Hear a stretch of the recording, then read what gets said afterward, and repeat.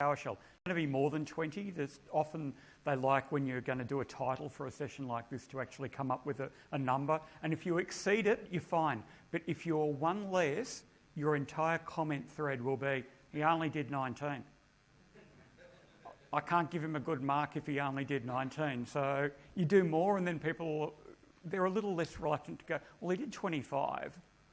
So I'm not sure about the session title. Anyway. Many server administrators, and I was talking a little bit about this yesterday when I did a session yesterday where I sort of talked about rolling core infrastructure upgrades. And one of the things I shared with the group was that the average age of an IT pro is about 42.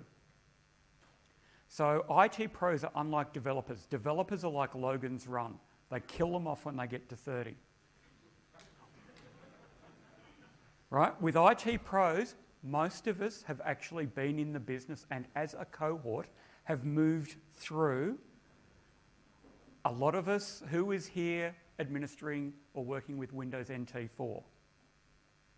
Okay, so you're seeing we've moved as a cohort. So there's a lot of problems that we face, and PowerShell is to a certain extent one of them, in that we're in a job that requires us to constantly learn. But as we're getting older, the opportunities, it's not like when we were 25 when we could sit down and binge learn something very quickly and then be great with it the next week.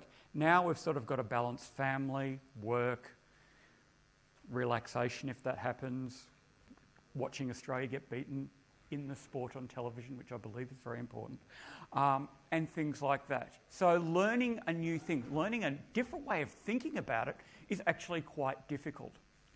So even though Microsoft has been shouting from the rooftops about PowerShell, even though I've done sessions at TechEd here before, Ignite, before about PowerShell, there's a lot of people who are like, yeah, great, we'd love to learn it, but we just don't have the time. Is there an easy way that we can get into it? And that's sort of what this session is about.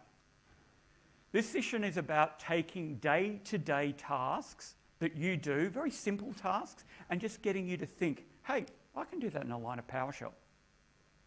Because the reality is, if you show most server administrators a block of script and say, oh, go and learn that, they're like, yeah, that's a lot of script. And yeah. Whereas you give them a line and it does something that they understand what it does, they go, yeah, I can do that. I get that. I've got time to learn that. And it's about treating PowerShell like a drug. The first few hits are free. You start off with the really simple stuff. And this is what I've got. I'm friends with Don Jones, who's written a bunch of those big PowerShell books. And a lot of people, when they go and write a PowerShell book, start things like, let's talk about variables. And it's like,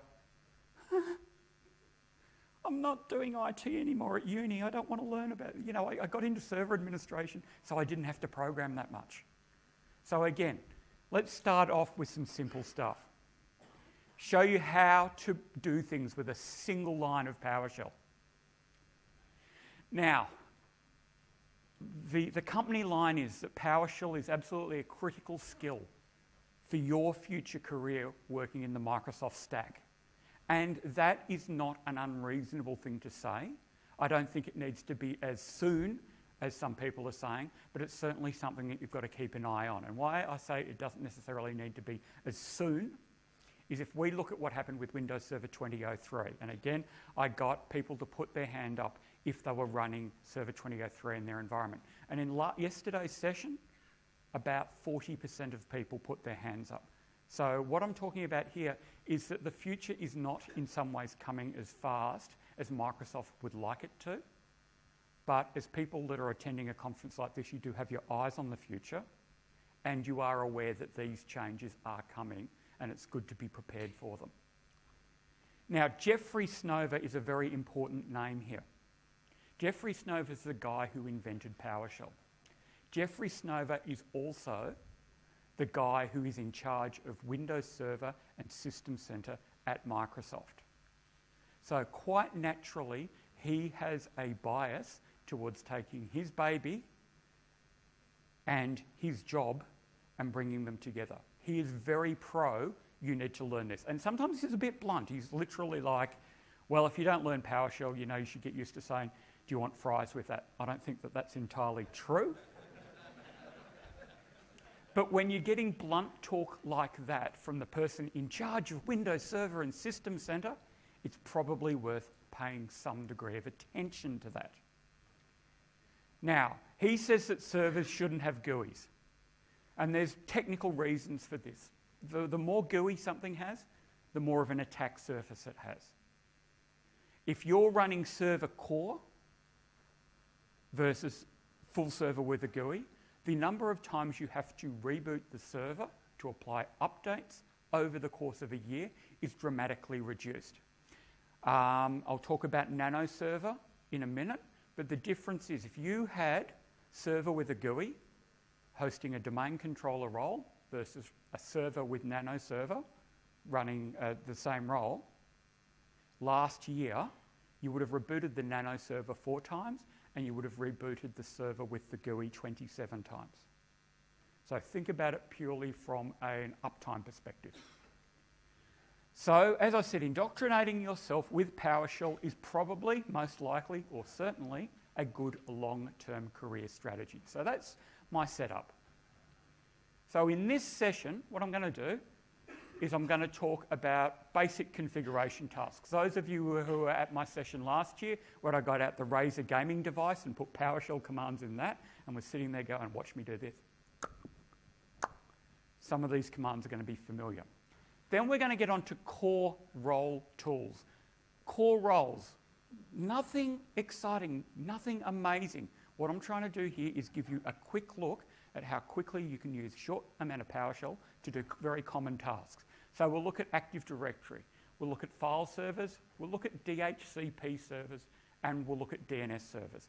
And then during the talk, it won't be at the end, I'll actually show you something that you can do with ISE called snippets, and how snippets work and how you can get the interface to basically remember code that you're going to reuse on a fairly regular basis.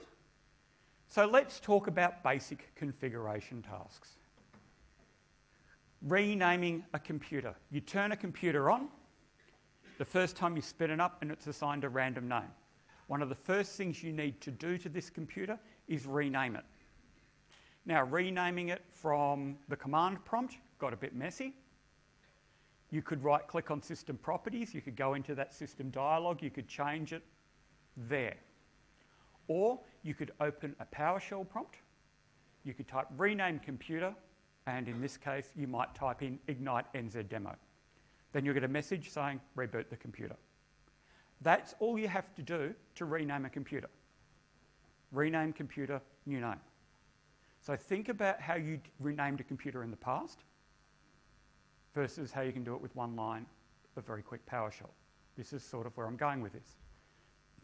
To restart a computer, well, you can go start, and depending on what operating system, try and find the power, restart the computer. Maybe type in the reason that you're meant to be rebooting the computer if you're really, really good. The most common reason for rebooting a computer is ASDF. Maybe QUERTY, but never, I'm doing this because I'm applying an update. I mean, I'm sure there's someone here that's really diligent and saying, well, I actually really type a reason every time I do this, and I don't know what everybody else is doing. But most of you probably don't fill in that dialog box all that diligently. So, simply restart computer. In fact, I find it much quicker. PowerShell, restart computer, enter. It's going to work on anything. Any Windows Server 2012, Windows Server 2012 R2, Windows 8, Windows Server 2016, Windows 10. To shut down a computer, stop computer. Dead easy. I just want it to shut it down. Stop computer.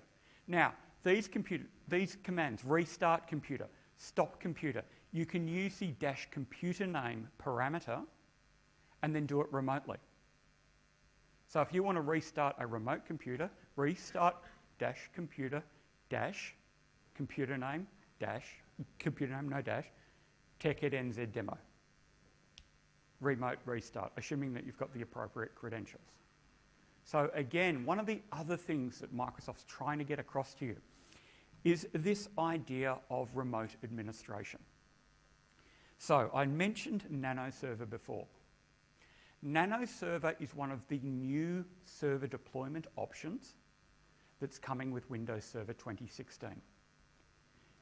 The secret with NanoServer, or the benefit of NanoServer, is off the bat, you need about 400 meg of RAM to run it, and you need about half a gig of disk space to host it.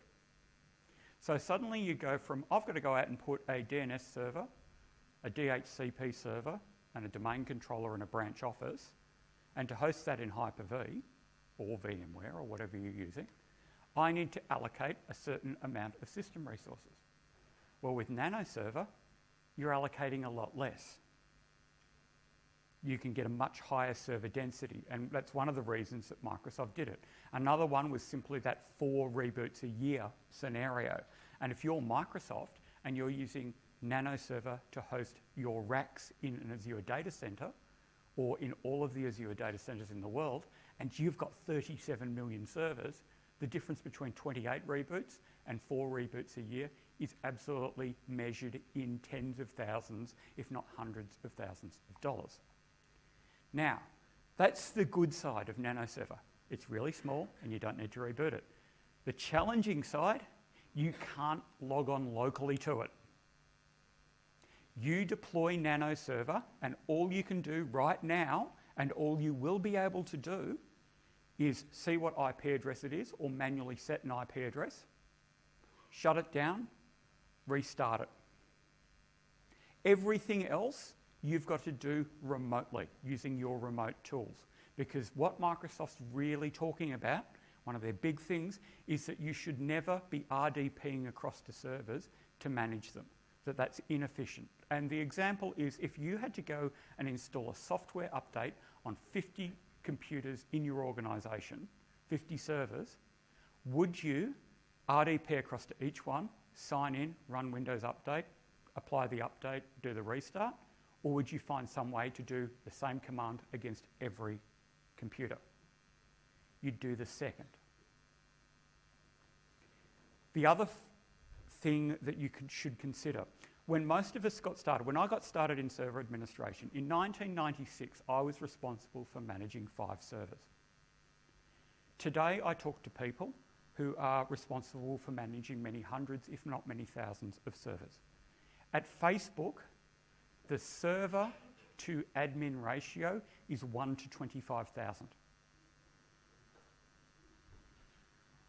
The most expensive thing in your data center is you. That's why there's always new technologies making you more efficient. And this remote administration, this PowerShell, is one of those technologies. Now, getting your IP address. Everybody here knows ipconfig.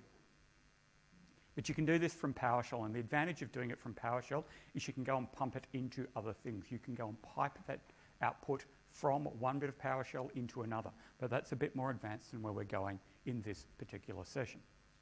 So get net IP configuration.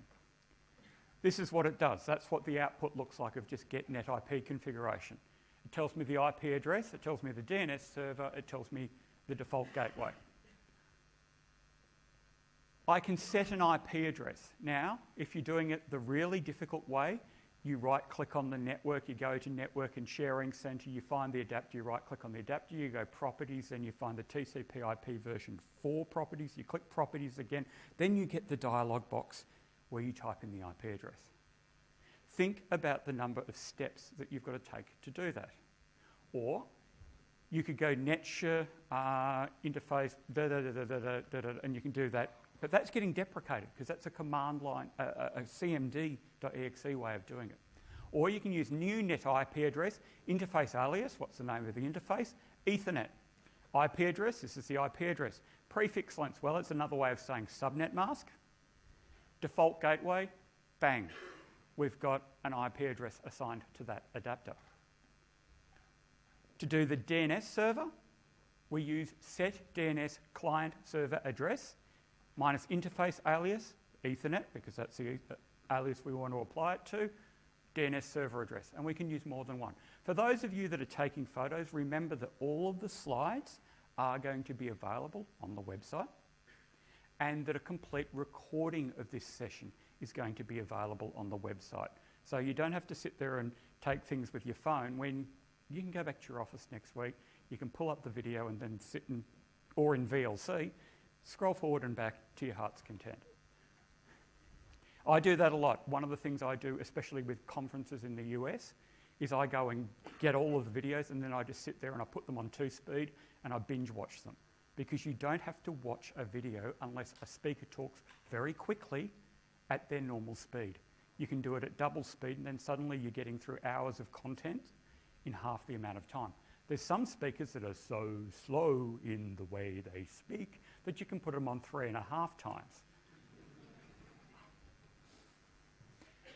So, we've renamed a computer. We've given it an IP address, joining it to a domain. Again, a single line of code. Very straightforward. Add computer, specify the domain name, that's it. Now, when you do that, you will be prompted for credentials to join the domain. Then you just restart the computer. So you've got basic diagnostics that you also like to do when you're setting up a computer. But before I get to those, let me give you a demonstration very quickly of everything I've just shown you. So here I have PowerShell ISE opened on a computer that's at the moment non-domain joined and doesn't have much of a name. Now this computer is actually running Technical Preview 3 of Server 2016, but all of this will work completely fine on Server 2012 R2. So for those of you who are a bit not necessarily familiar with Windows PowerShell ISE, ISE stands for Integrated Scripting Environment. This is built into every computer since Windows 7, Windows Server 2008.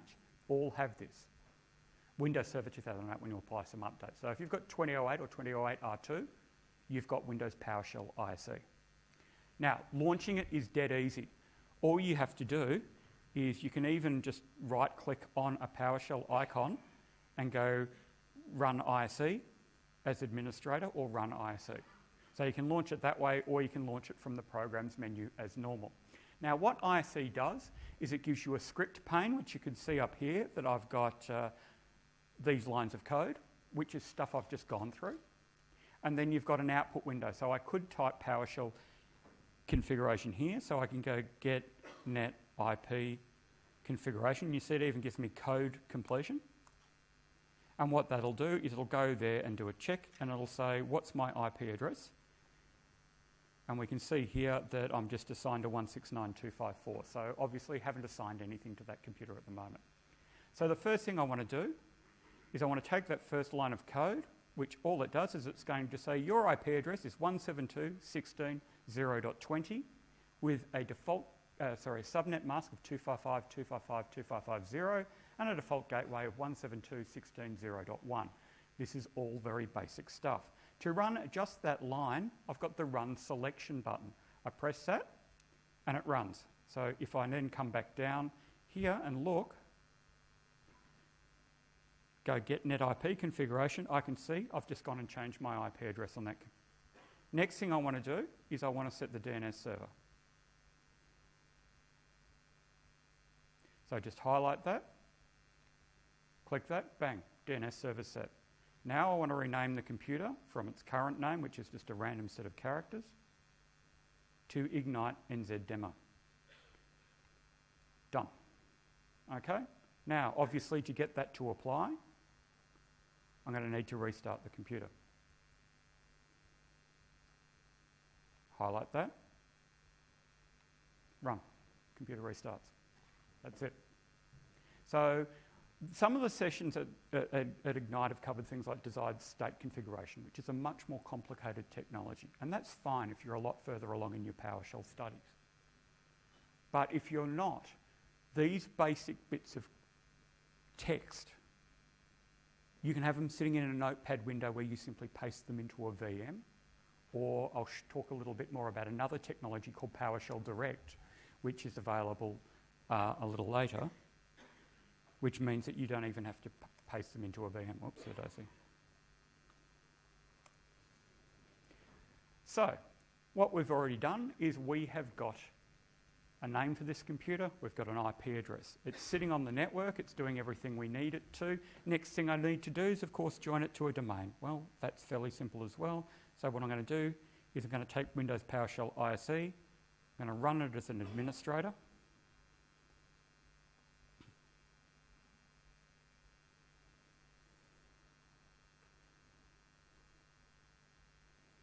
This is still in technical preview, of course, so it doesn't necessarily run as quickly as I'd like it to. Okay, so the last one I need to do here. Just make that a bit bigger. We can see add computer, domain name, ignite.nz.internal. Just run that bit of code. I'm asked for credentials.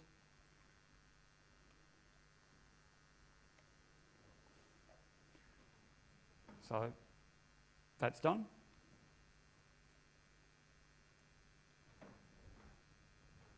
Restart the computer. We've done all of that domain join. Now, yes, you can go and do answer files. Yes, you can do this. But a lot of what you do when you're looking at basic stuff is you're starting with tasks that you're extremely familiar with so that you can map your mind between, this is how I've done it in the past, this is how I can do it with this. Because if you grok that, if you understand that, then you can start to get into the really complicated stuff that you don't necessarily usually do. So we see here, we can go other user, and then we can go ignite NZ, administrator, put the password in, and yep, domain joined, all sitting on the domain. All fairly straightforward, all simple, all most likely something that you have already automated in your own environments. Again, what I'm doing is I'm showing you basic stuff so that you understand the basics so that you can then jump from the basics and feel that you are comfortable sort of putting your toe in the water so that you can move on to more advanced stuff. But it's this basic stuff that is important. So, to verify your network adapter functionality, if you use the get network adapter statistics commandlet, you will see all of the network adapters on your computer as well as this sent and received bytes for those network adapters. Now, everybody here probably uses ping to check whether or not network adapter is working. Who here has used ping in the last 2 weeks? Exactly, right? Who here's seen that review on Amazon.com about ping the duck? After the session, go and look it up. Someone's taken the Chinese story about ping the duck, the bird that lives on the Yangtze River, and they've completely rewritten it as a sort of a treatise on the ping utility. So they do it in terms of, you know, the bird jumps off the boat and retrieves the fish, and that's obviously verifying that the host is present, and it's worth checking out. Anyway, so test net connection is a combination of ping and traceroute, and a few other things as well. So test net connection. If you just do a straight and type test net connection, what it does is it goes out to the internet and it hits a beacon that's sitting there that Microsoft says, this is just here to verify people's network connectivity. So it goes out and it says, yep, I can get there. It's going to, in this case, it took me 12 milliseconds. You can go test net connection and then specify an IP address. So this is like ping a host on your network, or in this case, I'm just pinging Google's DNS server. So again, that's giving me the same information. So test net connection instead of ping. Obviously, typing test net connection is a lot more characters than typing ping. And ping is still going to keep working, but at some point they're going to probably alias it across to test net connection, simply because test net connection can then do something like test net connection address dash traceroute. And when you do that, you get not only a verification of the fact that connectivity's been established, you get the route through which the connectivity has gone. Or you can even go further and do a test net connection, specify the address, and then specify a port number to verify that the port's open. So this is equivalent to the old trick of telnetting to a particular port to see whether or not it's open. So here we've gone to smtp.com and we're checking port 25, and we've got a verification that port 25 on smtp.com, as you'd expect with it named SMTP, is actually open. So here's a very quick way of doing a port check. Yep. You can, so when you get much more advanced with PowerShell, what you can do is you can put in a whole lot of aliases, and you could put in ping or just PI or something like that. So always be careful with your aliases because they're going to make sense to you. But the big problem with something like that is that people get into their head a whole lot of shorthand, and then they hand it off to someone else and they're looking at their scripts and they're going, I don't understand a word of what's going on here. So, and as much as I don't understand a word of what's going on here is a really great job security strategy, it's not really what we should be doing. And tomorrow I'm doing a session called 30 Bad Habits of Systems Administrators. And that's going to be one of them. It's going to be one of those sort of let's just confess our sins sessions.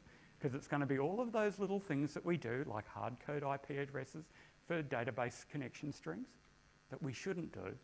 Anyway, so that's tomorrow and it's about this time, in about this room, I believe. So, this one I did last year, and someone actually wrote on the evaluation, why the hell didn't you tell me this last week? We've all turned on a computer and we've tried to sign in, and it says the trust relationship with the domain is stuffed. If you log on locally with an administrator account and you run this single command, it will repair the relationship with the computer and you won't have to restart the computer. So you don't have to go through that whole rigmarole of I'm going to take you out of the domain and I'm going to put you in the domain, because we're not doing the hokey pokey, we just want the damn thing to work. So test computer secure channel minus credential domain admin, that's your domain admin credentials, repair, and lo and behold, it repairs and then it works. I even had someone on Twitter today go, I love that command. And I said, I'm doing it again. To view your event logs, get event log minus log name, in this case system, entry type error. That will give you a list of all of the errors in the event log, because we know everybody, when they do look at event logs, goes in and goes, how many red ones are there and how many yellow ones are there? This looks okay. It doesn't look all red and yellow. Right click, clear event log. It's another one of those bad system administrator habits. Because when you start off, you see one of those red ones, you go, oh, I better Google it. Oh, what's that do? Oh, okay, that's okay. Let's go on to the next one. Eventually you just go, still kind of working.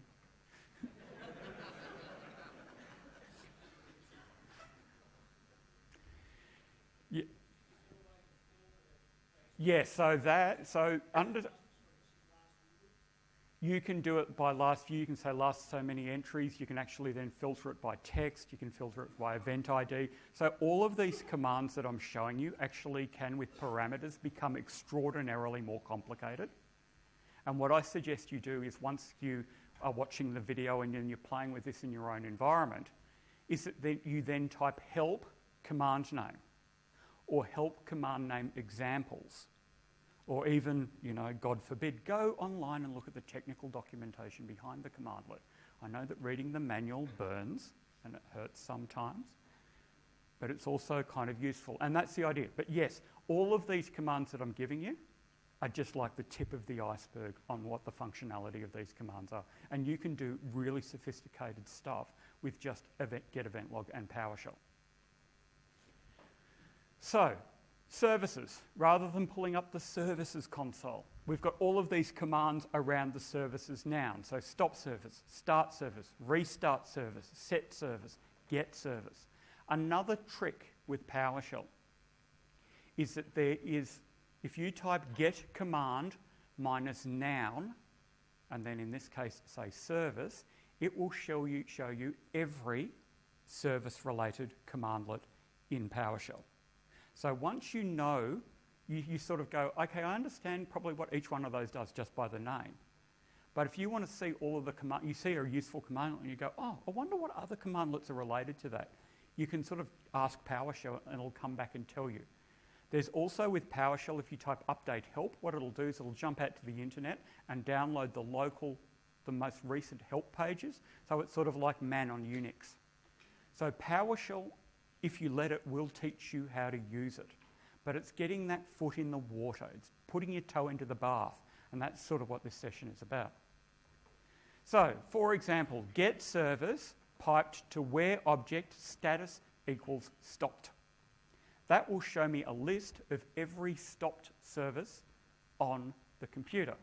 You can play around with that. One of the tricks I use a lot when I'm trying to diagnose a problem is I go and look at every service that's configured to automatically start or automatic delayed start, but that is in a stopped state. Because usually if they're meant to have started and they haven't, that's where I want to start troubleshooting. To add roles and features, very simple. There's the install Windows feature commandlet. There's the get Windows feature commandlet. Get Windows feature will tell you every every feature that can be installed automatically on that computer. Install Windows feature allows you to do it. So for example, install Windows features, install all sub-features. So that's like if you're going through that wizard and you select everything. Include the management tools, which means include the remote server administration tools for that feature. File services. This is going to go through and everything that's in file services is going to be automatically installed. So instead of clicking on, no, I don't want remote desktop services. Yes, I do want it on this computer. That's what I want. Yes, next, I'm sure. Click. You can do it very quickly with a single line of code. This one is my favourite, and this is again one I showed last year. Install Windows feature net framework core source d:\sources SXS. Anyone who has used Windows Server 2012, 2012 R2 or 2016 knows that .NET Framework 3.5 ain't included in the normal folder of installation files. For some reason, it's sitting over here in dsources SXX, which would be fine except for so many bloody things need .NET Framework 3.5, and you're sitting there going, I'm going to install that, and you forget. What do you mean you can't find it? It's in the how can it be in the wizard and it can't be on the disk? This is busted on another disk, you know, and then you remember, oh no, they put it in a different location because someone was playing funny buggers. To view installed updates, if you want to know if an update is installed on a computer, get hotfix. And then that will give you a list of every KB article associated. It'll just give you the KB number and you'll be able to see. But what the trick is, if you use, for example, a PowerShell command that goes and gets you a list of all of your servers in an OU, and then you type a get hotfix with a particular hotfix number, that's a really quick way of doing a check of all of those servers to see whether or not that hotfix is installed. So if someone says, have you installed the latest hotfix that deals with this particular vulnerability? Building get hotfix into a command is a really quick way of checking a bunch of servers on your network, as opposed to logging onto them, as opposed to going to something like Configuration Manager or VMM to check compliance reports. So, firewall basics. New net firewall rule, display name, allow inbound port 80, direction, inbound, local port 80, protocol TCP, action, allow. So rather than going into Windows Firewall with advanced security, very simple. Now, again, when you're setting things up with scripts, when you're deploying services with scripts or when you're deploying applications that need particular ports open, you can put all of this into a script. And all a script is all of these building blocks. Now, I'm giving you each individual Lego block here, but you're all smart people. You wouldn't have been in the industry for as long as you've been if you weren't good at learning. You just need that sort of hook to get you in. Once you've got the hook, you'll be able to put all of this together. You know, once you understand how to put two pieces of Lego together, you can go and build the Ultimate Collector's Edition Millennium Falcon. And that's a lot more fun. I did that for my 40th birthday. I bought it 6 years before, and I just waited. And then the day I turned my 40, my wife had gone off on holiday with my son back overseas, and my best mate said, what do you want to do? And I said, I want to build that Millennium Falcon. And we spent 3 days, and if you actually go to Oren Thomas's Flickr page, you can see the whole construction of the Millennium Falcon. Anyway, to put in a blocking firewall rule. What this will do is this will block outbound port 80. There is no way you'd ever use this in a real scenario, but it's just an example of how you can quickly build a firewall rule without going through that wizard. Virtual machine basics. Virtual machines are fantastic with PowerShell. If I want to create a new VM from a sysprepped virtual hard disk, I've got a sysprepped virtual hard disk called disk.vhdx.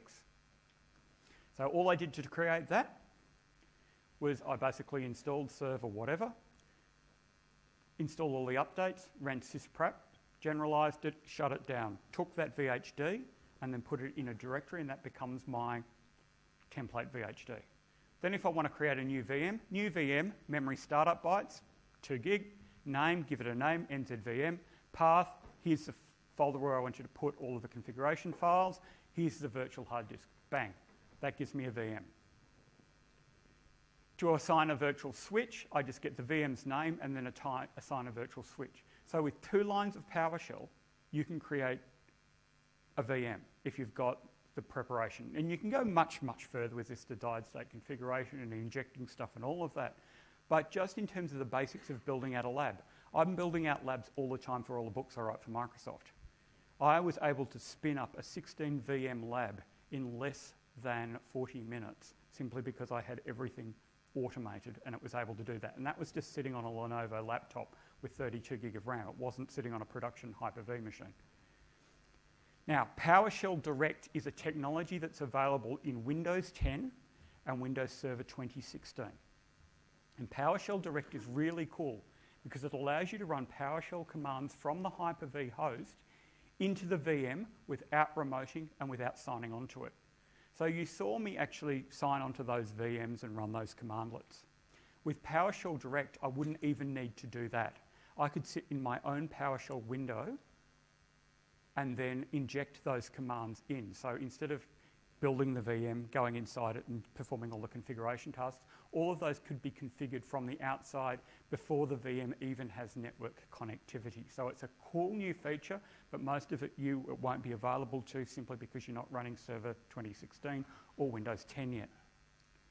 You don't, as I said, have to sign into a VM or remote to the VM to run commands and scripts against it. And those of you who've seen some of Ben Armstrong's sessions, this is how you really quickly provision a lab. Yep. Yes, so the only OSs that are going to support it are Windows 10 and Windows Server 2016. So it's really one of those get on board with the new stuff because we're not going to backport it to the old stuff. Okay, now as I said, requires those operating systems on the host and on the VM. So enter PS session -VM name, and when you just use enter PS session, which is usually your remoting command, and you specify the VM name parameter, that says, oh, I'm looking for a local VM, bang, straight in.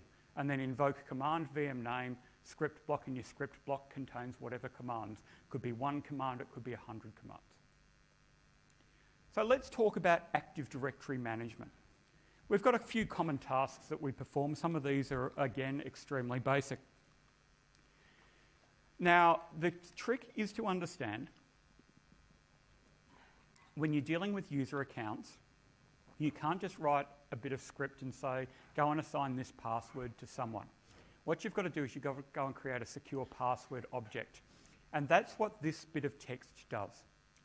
It takes the new password variable and it says convert to secure string, and this is your basic password. Obviously, you change this for your environment as plain text force. And what that does is it creates an encrypted version of that secure string so that that can be used in later commands. So that's my first step, and this is about as close to scripting as I'm getting in this talk.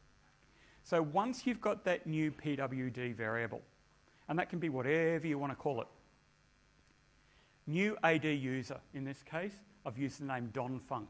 Donfunk is an approved Microsoft name, and I use it in as many books as possible because donfunk sounds like he's an awesome guy.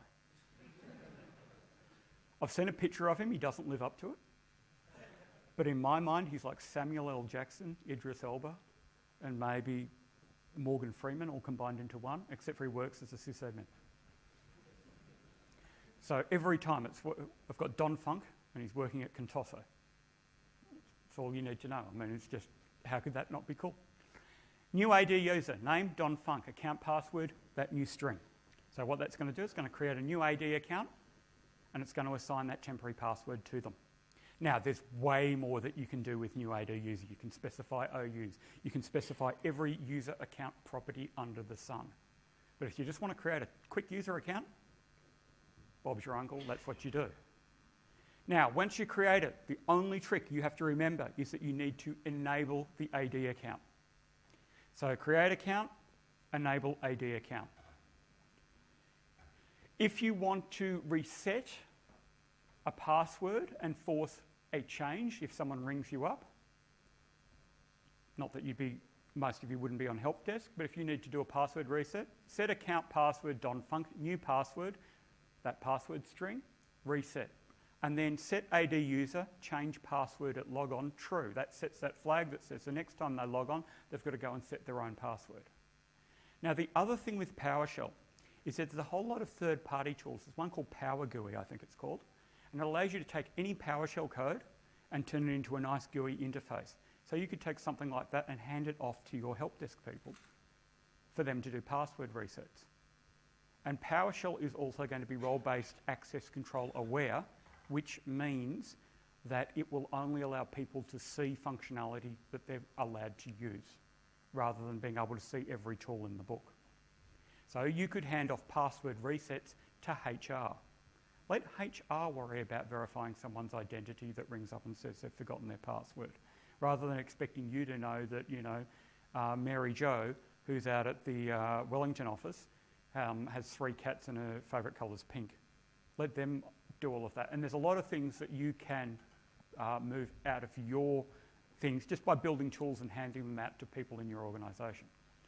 To create a new Active Directory group, new AD group. So in this case, I've called it Aucklanders. The name is Aucklanders. The group categories, it's a security group. The scope is global, and I'm just putting it in the user container. If I wanted to put it in another container, I would change this last line.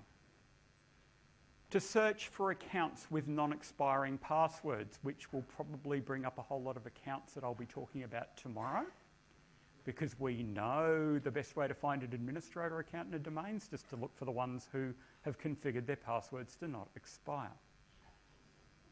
Search AD account, password never expires. We'll bring you back a list.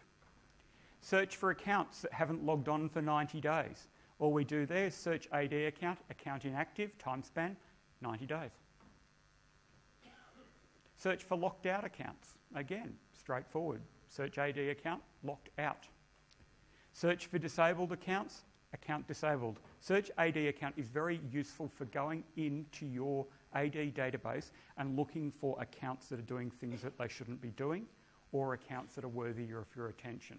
Because that's one of the other things we don't do a lot of, is AD account maintenance, a database maintenance. We don't go in and check, hey, we've got a certain turnover at these organisations. How many accounts in our AD databases are of people that have left the company, who haven't logged on for 90 days, who may not even exist anymore?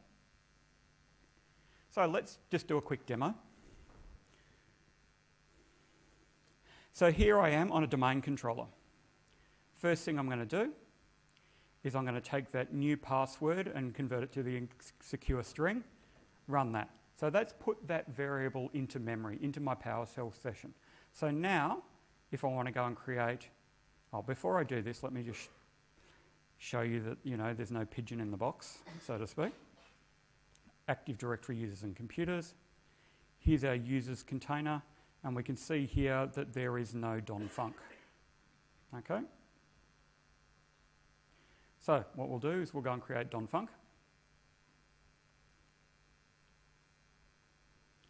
It'll take a little moment to go and do. Now, obviously this works if you've got the permissions to do it, and it won't work if you don't have the permissions not to do it. Okay, now we've got to enable that account.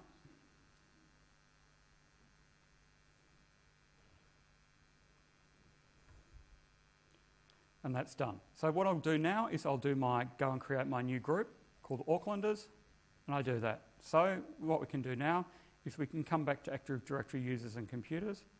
We can right click on here, we can go refresh, and we see we've got our Aucklanders security group that we've created. And down here, we've got a user named .func. All very simple, but again, as I said, that this is the first hit. once you start playing with this, you can get a lot more complicated and start doing really useful stuff as opposed to demonstration stuff.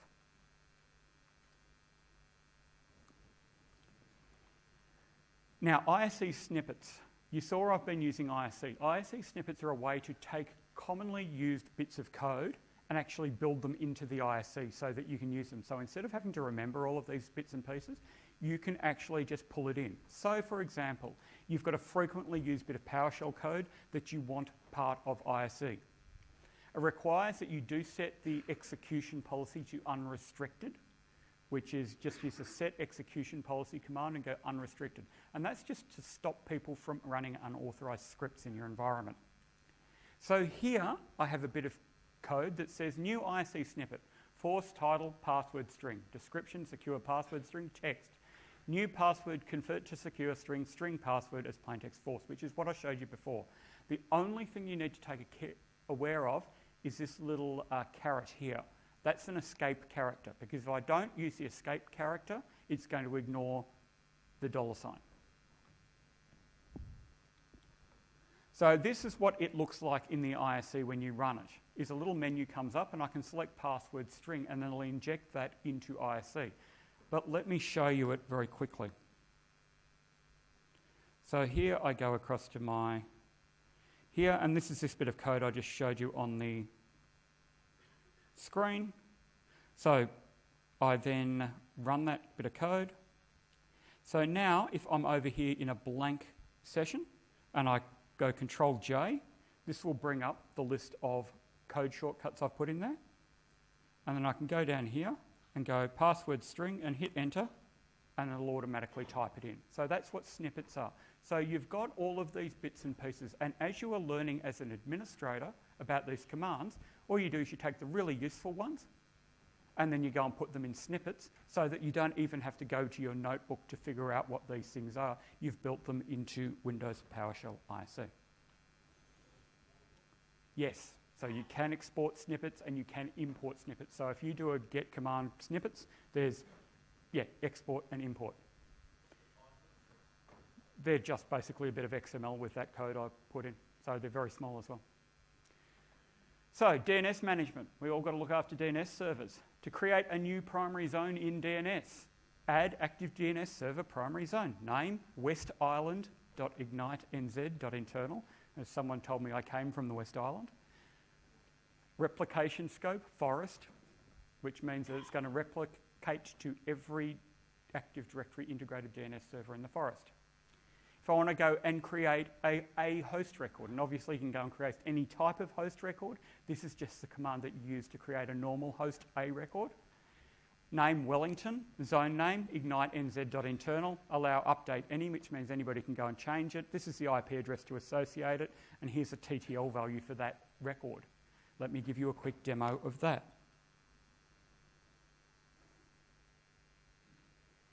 So first, again, what I'll do is I will bring up the DNS console.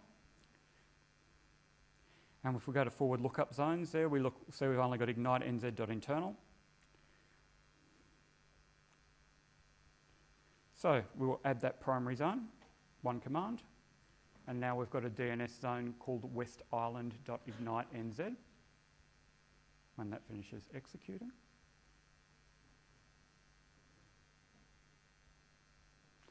And then if we want to go and create an actual record, straightforward again. So we come back here. We do a refresh on our lookup zones. So now we've got West Island.ignitenz. And if we go into Ignite internal, I see I've got my host 23, which I should have gone and put that in the West Island zone, I think, but host 23 in the ignitenz.internal zone. Now, when you're thinking, you may have heard about desired state configuration and how you can go and get it to install a DNS server. Well, with this, what you could do is you could actually go and use a PowerShell script to completely pre-populate as a disaster recovery method. It's inefficient, but if you want to go and set something up very quickly, you're starting to see how easy it is to start building scripts to go and populate all of these things, all of these static records, or in a sec, we're going to talk about DHCP. So DHCP, again, fairly straightforward. To add a scope, you use the add DHCP server v4 scope commandlet. You give it a name, you give it a start range, you give it an end range, you give it a subnet mask. To create a reservation in the scope, you specify the DHCP server you want to create the reservation on. In this one, it's called domain control.ignite.nz.internal. You specify the scope ID on the basis of the network address that's identified with the scope. You specify the address of the reservation, in this case 172.16.0.200. You then specify the MAC address that you want to associate with the reservation, and then you provide a description. To set scope options, you just need to know the option number. So for example, to set the DNS server address, you need option 006. And then you specify the IP address. To set the gateway address, you specify option 003, which is the default gateway address.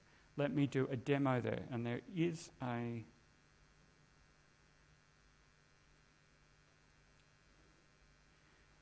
Just got a mistake actually in this line here where I've got option 2 rather than option 3. Okay, so let's take this first one. Oops, a daisy. Add DHCP server scope. Oh, so sorry. Again, let me show you that there's no scope there at the moment. So we've got IPv4 and there's no scopes. So we'll go and create the scope.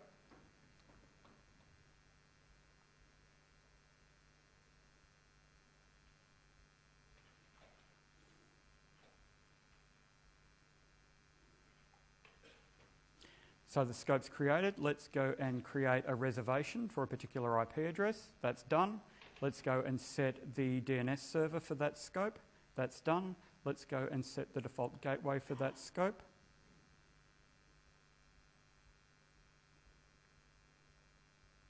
That's done. So we come back to DHCP here. We do a refresh. And what we see here is that we now have a scope called Alpha Scope. And if we go into the scope options, we can see that we've got those two scope options configured. And then if we go down here to reservations, we see that we've got that reservation configured. Again, this is all really basic stuff that you know backwards. What I'm showing you how to do is how to do it very quickly in Windows PowerShell. So the last thing I want to talk about is file server management. File server management, you're always creating file shares. There's a bunch of PowerShell commands that allow you to go and manage those file shares. For example, to go and create a new file share, new SMB share, specify the name of the share, in this case, shared folder. Specify the path to the share, C:/shared folder, because I'm really creative. Specify access permissions on the shared folder. So in this case, I've said full access to Ignite NZ/administrator, but read access to Ignite NZ.donfunc. So let me just quickly show you how that works. So if we go into the computer management console here, and we go to shared folders and into shares, we see that they've just got the default shares there. Let's come back into PowerShell ISE and run that command. So we do that, and then we come back here into the control panel. We do a refresh, and now we've got our shared folder. And if we double click on our shared folder and go across to shared permissions, we see we've got donfunc who's got read access, and we've got the administrator account that's got full control. Again, that's a lot quicker than doing it through the GUI. So in summary, in this session, I talked about basic configuration tasks. I talked about the ways that you could manage core roles in Windows PowerShell, and I also talked about snippets. I am very happy to answer your questions. We've got about 5 minutes. Thank you very much. Oh.